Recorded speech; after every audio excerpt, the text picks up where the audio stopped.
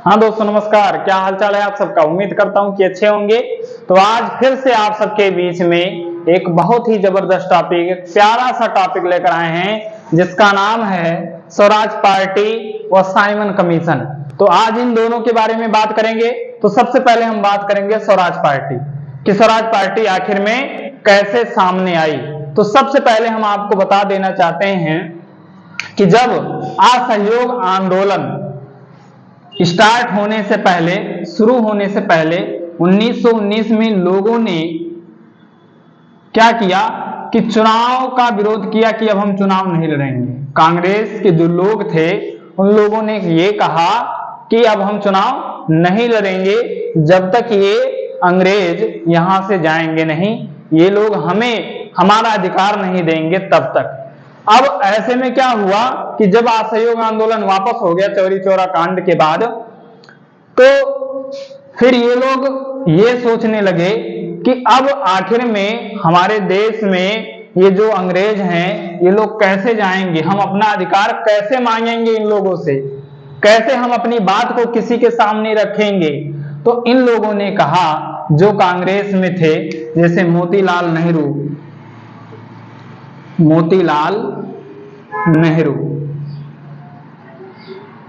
व सीआर दास का पूरा नाम चित्तरंजन दास।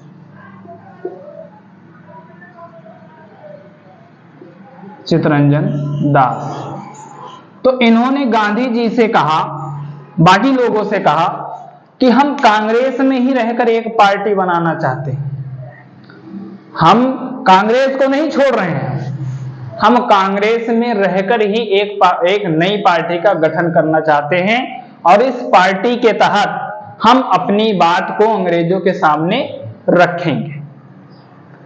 तो उन्होंने एक नई पार्टी का निर्माण कर दिया जिसका नाम रखा स्वराज पार्टी। मतलब कांग्रेस में रहते हुए ही इन लोगों ने एक नई पार्टी बना ली जिसका नाम था स्वराज पार्टी। और इन्होंने ये कहा कि हम कांग्रेस में हैं, इसकी पहचान ये है कि इसका पूरा नाम हम रखेंगे कांग्रेस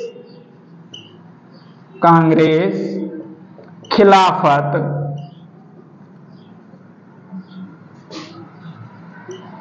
स्वराज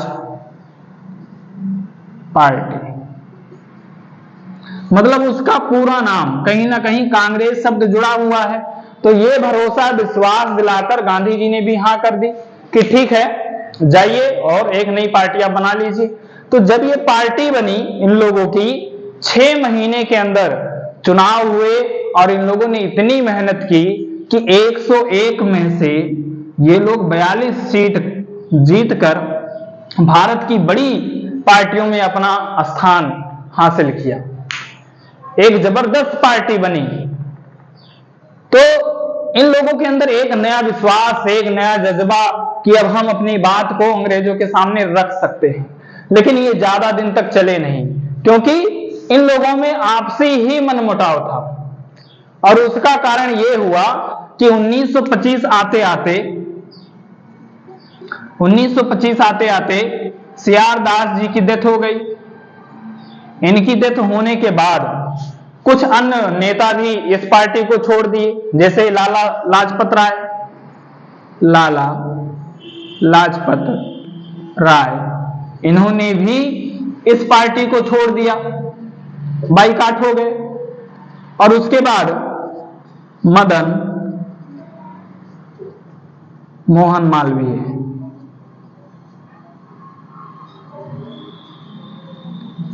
इन्होंने भी इस पार्टी से बाइकाट कर लिया, ये भी छोड़ दिए पार्टी को।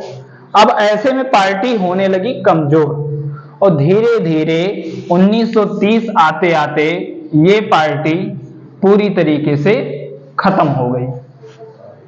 तो ये रहा स्वराज पार्टी का यहां तक का सफर कि कैसे पार्टी बनी, क्यों बनी, उसका काम क्या था और ये पार्टी खत्म क्यों हो गई, क्यों नहीं अधिक दिनों तक जिंदा रही। क्योंकि अब जो है मोतीलाल नेहरू जी ने यह भी कहा था कि अगर हम चुनाव नहीं लड़ते हैं, मान लो चलो हम ठीक है चुनाव नहीं लड़ते हैं, तो फिर बाकी लोग तो चुनाव लड़ेंगे, जैसे मुस्लिम लीग चुनाव लड़ेगी, मुस्लिम लीग चुनाव लड़ेगी, हिंदू महासभा चुनाव लड़ेगा,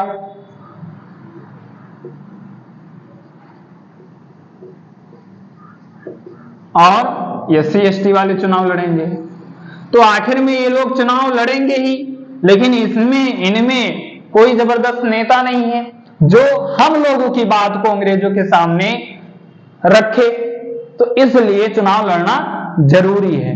तो इसलिए मोतीलाल नेहरू और CR दास जी ने मिलकर नई पार्टी बनाई, स्वराज पार्टी, कांग्रेस में रहते हुए बनाई, और जो किस तरीके से उसका 1930 आते आते अंत हो गया। तो ये हमने जाना स्वराज पार्टी। अब हम जानते हैं साइमन कमीशन क्या है।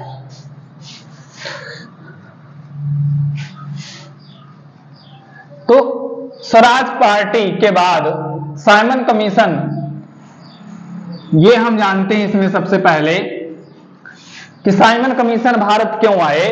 तो इसका नाता जुड़ा हुआ है 1919 अधिनियम से। 1919 अधिनियम क्या है, यहां हेडिंग डाल देते हैं साइमन कमीशन, ताकि आप लोग कंफ्यूज ना हो। साइमन कमीशन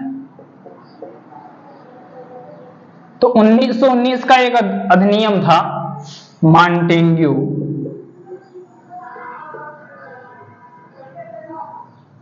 चेम्सफोर्ड,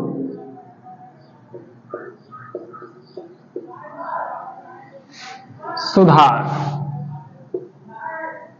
अधिनियम या सुधार, जो भी आप कह लीजिए। इसको भारत सरकार अधिनियम भी कहा गया, भारत सरकार अधिनियम। तो 1919 में चेम्सफोर्ड थे। तो इन्होंने क्या कहा कि अब हर 10 साल में भारत में कुछ ना कुछ सुधार होगा, और उस समय भी इन्होंने कुछ सुधार किए।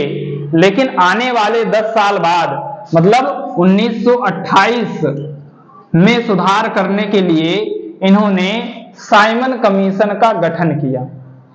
और उस साइमन कमीशन का अध्यक्ष कौन था? अध्यक्ष थे सर जॉन साइमन। ये इसके अध्यक्ष थे। इनकी अध्यक्षता में साइमन कमीशन का गठन हुआ। लेकिन इसमें एक समस्या थी। समस्या ये थी कि इसमें 7 सदस्य थे। 7 सदस्य थे और सबके सब अंग्रेज थे। सबके सब अंग्रेज थे।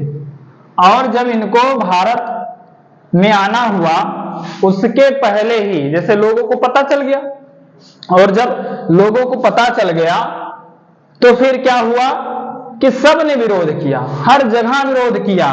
चाहे वो लाहौर रहा हो, चाहे वो दिल्ली रहा हो, चाहे वो कोलकाता रहा हो, चाहे मद्रास रहा हो, हर जगह साइमन कमीशन का विरोध हुआ। और इसी विरोध के चलते लाहौर में जब ये लोग आए 1928 में साइमन कमीशन, ये लोग भारत में पहुंचे थे 3 फरवरी 1928 ये लोग भारत पहुंचे।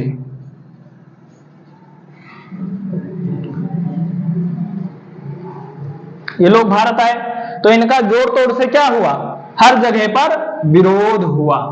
और लाहौर में विरोध कर रहे थे लाला लाजपत राय।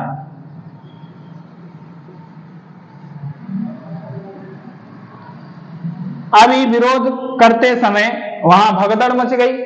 पुलिस वाले लाठीचार्ज करने लगे, सबको भगाने लगे, वहां से मारने लगे। और उसी में एक लाठी लग गया किसको? लाला लाजपत राय को। और जब इनको लाठी लगा तो बहुत गहरी चोट आई, जिसके कारण ये कुछ दिनों बाद इनकी डेथ हो गई उसी लाठी लगने के कारण। तो ऐसे में जब हर जगह विरोध ही हो रहा था, हर लोग विरोध ही कर रहे थे, तो उस समय भारत का जो वायसराय था, वायसराय नहीं, गवर्नर जनरल कौन था? Lord Irwin. लॉर्ड इरविन इसने बुलाया किसको? सभी को बुलाया और सबसे कहा कि ठीक है, आप इस चीज का विरोध कर रहे हो, कोई बात नहीं, लेकिन आप कोई ऐसा संविधान बनाओ कि जिससे आपके भारत वाले खुश हो जाएं, हम मान लेंगे। क्योंकि उसको पता था, लॉर्ड इरविन को पता था कि ये लोग ऐसा संविधान बना ही नहीं सकते कि जिसमें सबको खुश किया जा सके। अब जब ऐसी बात हुई तो ये लोग खुश हो गए और ये लोग जाकर बनाने लगे क्या? संविधान। अब जब ये संविधान बनाने लगे, इसको आप लोग नोट करते रहेंगे, फेर में बढ़िया से हेडिंग डालकर लिखते रहिए। हर प्रकार के एग्जाम के लिए इंपॉर्टेंट है। कोई ये ना सोचे हम हाई स्कूल में हैं, या कोई ये ना सोचे 12th में है, 12th में इतिहास के लिए इंपॉर्टेंट है, या फिर कोई जो है कंपटीशन की तैयारी कर रहा है, उसके लिए भी ये इंपॉर्टेंट है। टॉपिक मस्ट इंपॉर्टेंट है, इससे सवाल आते ही आते हैं, बनते हैं एग्जाम में, ये ध्यान रखिए। तो हमने आपको क्या बताया कि सब लोग खुश हो गए कि अब हमको मौका मिला संविधान बनाने का।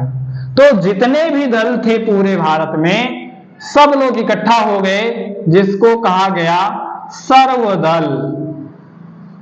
अब सर्वदल का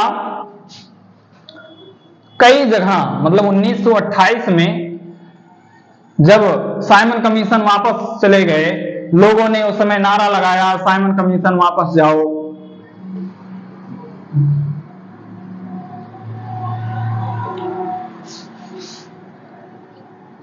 साइमन कमीशन वापस जाओ, इसका नारा लगाया। साइमन गो बैक, इंग्लिश में अगर कहें तो साइमन गो बैक। इस नारे के माध्यम से लोगों ने साइमन कमीशन को क्या किया? आउट ऑफ कंट्री कर दिया, देश से बाहर कर दिया। और ये लोग खुश हो गए कि अब तो भैया संविधान बनाने का मौका मिला। और सर्वदल का पहला बैठक फरवरी में हुआ दिल्ली। 1928 में ही पहली बैठक हुई, फर्स्ट बैठक। कहां? फरवरी में दिल्ली में। दिल्ली में पहली बैठक हुई। दूसरी बैठक फिर सेकंड बैठक जो हुई वो मई में हुई, बंबई में। पहले बंबई ही लिखा जाता था। और थर्ड बैठक जो हुई वो अगस्त में हुई। अगस्त में हुई। कहां हुई? तो ये हुई कोलकाता में। कोलकाता में। अब जब 3 बार बैठक हुआ, तब जाकर मोतीलाल नेहरू, यही मुखिया थे, मतलब इसके हेड जो अध्यक्ष थे वो मोतीलाल नेहरू थे। अध्यक्ष जो थे वो कौन थे? मोतीलाल नेहरू। इन्होंने एक संविधान तैयार किया। किस चीज का? डोमेनियन स्टेट का। डोमेनियन स्टेट का। डोमेनियन स्टेट ये अंग्रेजों के लिए है। हम इस स्टेट को भारत भी कह सकते हैं, देश कह सकते हैं कि ये पूरे भारत देश के लिए था। अब इसमें क्या था? इसमें ये था कि सेना और क्या नाम है, सेना, रक्षा, संचार,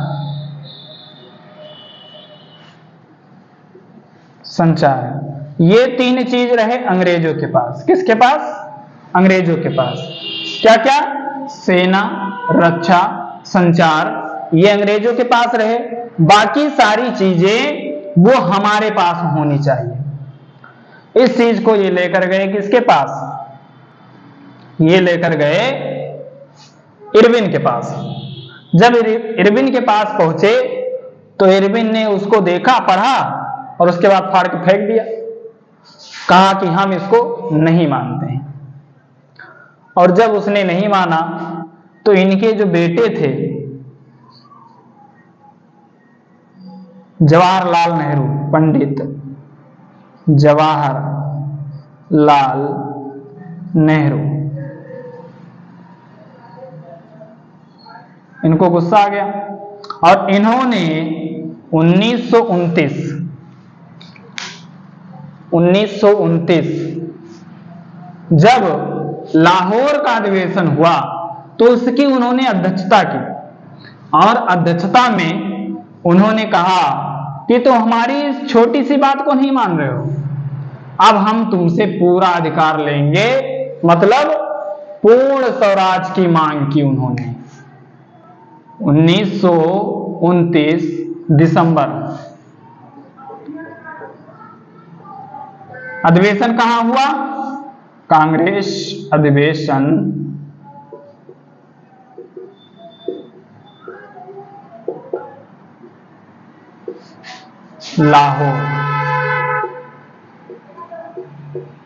लाहौर में अधिवेशन हुआ और यहां पर उन्होंने क्या कहा? यहां पर उन्होंने कहा कि तुम हमको थोड़ा सा अधिकार नहीं दे रहे हो, अब हम तुमसे पूरा अधिकार लेंगे, मतलब पूर्ण स्वराज की मांग की। पूर्ण स्वराज मतलब हमें पूरी आजादी चाहिए, हम छोटा मोटा टुकड़ा नहीं लेंगे, अब हमें चाहिए पूरी तरीके से आजादी, हम ये सब काम नहीं करेंगे। जब में हमारा देश है तो हमें पूरा अधिकार है। पूर्ण स्वराज की मांग की और इन्होंने कहा कि आने वाले 26 जनवरी 1930 को हम ये साबित भी कर देंगे कि अब हम पूर्ण स्वतंत्र हैं, आपके गुलाम नहीं हैं। और इन्होंने रावी नदी के किनारे तिरंगा फहराकर 1930 को ही तिरंगा फहराकर ये बता दिया कि हम पूर्ण स्वराज की मांग करते हैं, अब हम आपके गुलाम नहीं हैं और हम हर साल इसी 26 जनवरी को तिरंगा फहराएंगे। और हर 26 जनवरी को तिरंगा फहराया जाता था। हमारा देश भले ही गुलाम था लेकिन हर 26 जनवरी को तिरंगा फहराया जाता था। तो हुआ यूं कि आप जानते होंगे कि हमारा जो संविधान है वो कब बनकर तैयार हो गया था? 26 नवंबर 1949 को, जिस दिन संविधान दिवस मनाया जाता है। संविधान दिवस मनाया जाता है। लेकिन अब भाई इस डेट को जो पंडित जवाहरलाल नेहरू जी ने अपना इतना त्याग किया, इस डेट को भी खाली नहीं जाने देना था। तो क्या हुआ कि लोगों ने यह विचार किया कि भाई इस डेट को कैसे भी यूज करना है, तो इसके लिए 26 नवंबर से उन्होंने कहा कि संविधान बन तो गया है लेकिन इसे लागू करेंगे कब? 26 जनवरी 1950 को। और 26 जनवरी 1950 को संविधान लागू हुआ, जिस दिन हम मनाते हैं गणतंत्र दिवस। गणतंत्र दिवस, तो जिस दिन संविधान लागू हुआ उसे गणतंत्र दिवस कहते हैं। जिस दिन भारत आजाद हुआ, स्वतंत्र हुआ 15 अगस्त, उसे हम स्वतंत्रता दिवस कहते हैं।